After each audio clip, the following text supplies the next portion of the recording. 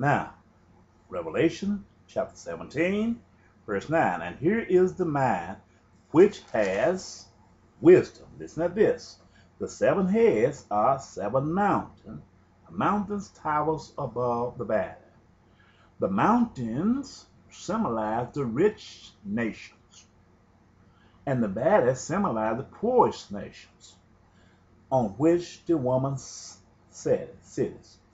And there are seven kings, five are fallen, and one is, and the other is not yet come. And when he come, he must continue a short space. And the beast that was and is not, even he is the eighth. He's telling you, we've seen seven horns in Daniel, the prophecy of Daniel chapter 7. But we also see the little horn, and when you add that little horn with eyes, which is the CIA, which the eyes symbolize spine, that's eight. That's eight. So it tells you here it's consistent, and the beast, Revelation 17:11, and the beast that was and is not, even he is the eighth. He's the one that's going to execute judgment because he is going to have black water and he will use nuclear weapons. All of these people hate God, hate crime, and is of the seven. Is of the seven. It tells you of the seven horns. This is the eighth horn. Really, it's corresponding with Daniel chapter 7, verse 8. And goeth in perdition, and the 10 horns which thou sawest are 10 kings. This is the brass that God spoke of in Daniel chapter 2, where the brass would rule. These are the military fighting forces, also symbolized by the legs of iron and the feet of clay, which have received no kingdom because there's the military as yet, but receive power as king 1 hour with the beast. They with the CIA, which will take over the governmental body and who will rule the earth. Everything I said, I don't know who lead Barack Obama, but Barack Obama have done an about face. And I said the policies have never changed because when you got a Republican in there and a Democrat in there, all who are white, and then you get a black president in there, and he carries on the same policies as the both Democrat and a Republican who was of the white race. And when he carried on these same things, it tells us the president is not the leader of this country. But this man is being used as a decoy to carry out an obsession with this Mr. Babylon. These have one mind, and shall give their power and strength unto the beast, and to the CIA. These shall make war with the Lamb, with God's peoples over there, and the Lamb shall overcome them. For he is Lord of lords and King of kings, and they that are with him are called and chosen and faithful. And he said unto me, the waters which thou sawest, where the whore cities, are peoples and multitudes and nations and tongues. In other words, the CIA have went, it's not only sitting there. It's have seduced the whole world. As you notice in Job 1 and Job 2, he had told God, he asked when the children of God was walking up and down, was praying to God, went in to meet God, said he and Satan appeared before him. And he said, whence comest thou? He said, from walking to and fro in the earth, up and down in it. And he seemed to be troubled. And he said, have you considered my servant Job, inviting him to the Middle East? He said, no, have not you built a hedge around him? And God said, I'll move the hedge, but spare, don't put your hand on the man. This was President George H.W. Bush, the Bob.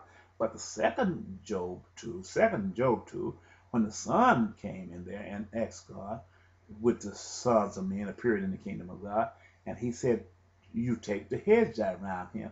He said, spare the man's life. And he was walking to and fro. In other words, all of these waters, by him walking to and fro in the earth, he had conquered the Indians over here. They had conquered Africa. He had conquered many of these other nations upon the earth. They was all trembling at the power of this Gentile family. And he was troubled, and he had brought these people over there. And these people, this was the last war.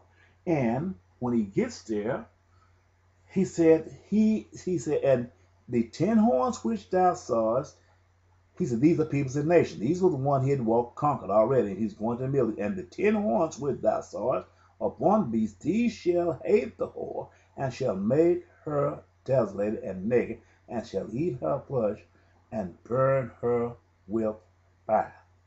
In other words, the military forces, the Jews, which is made of brass, when they find out the CIA lied and said George W. Bush, and said those peoples had weapons of mass destruction in Iraq, they knew that they didn't have no weapons of mass destruction. When they still asking President Barack Obama to give them more troops to take over here in Afghanistan, and they know that they should be bringing them troops home and bringing these troops back. But they're going to democratize this system out of plain hatred. They want to exterminate the black race. And when the CIA go and exterminate the black race and use the weapons that the United States have created, and the whole earth is going to be angry at the United States of America, and they ain't going to want to do nothing, deal no kind of way with the United States, because the land of Abraham have become a curse to them.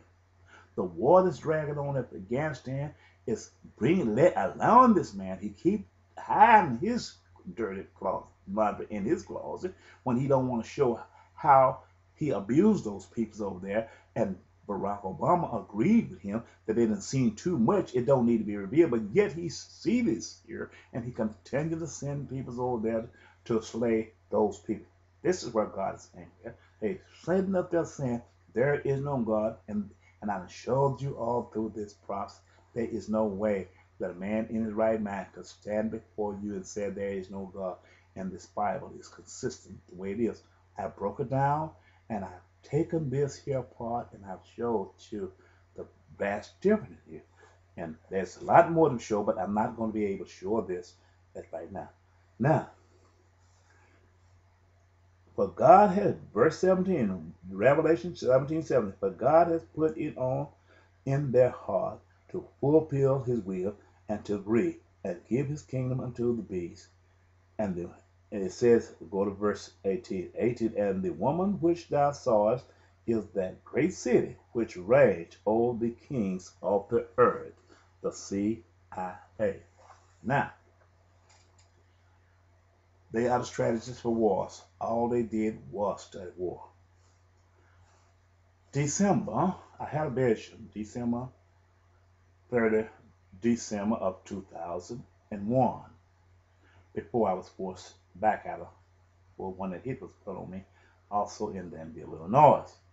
December 29, 24, as it carried over into December 25th, which was Christmas here. Well, that night, as I was called up before God in the throne, or in the Middle East, there was a dark cloud or veil beneath me. And I didn't know what had happened there, and I see people climbing all up inside the mountains of the north, which was north of me, and I seen them descending up from beneath the cloud. But there was a white cloud above me, and it was floating in there, and this is what they was coming up, getting on, and they wasn't happy or nothing. It looked like they had been on a journey, and they was just relieved that it was all over.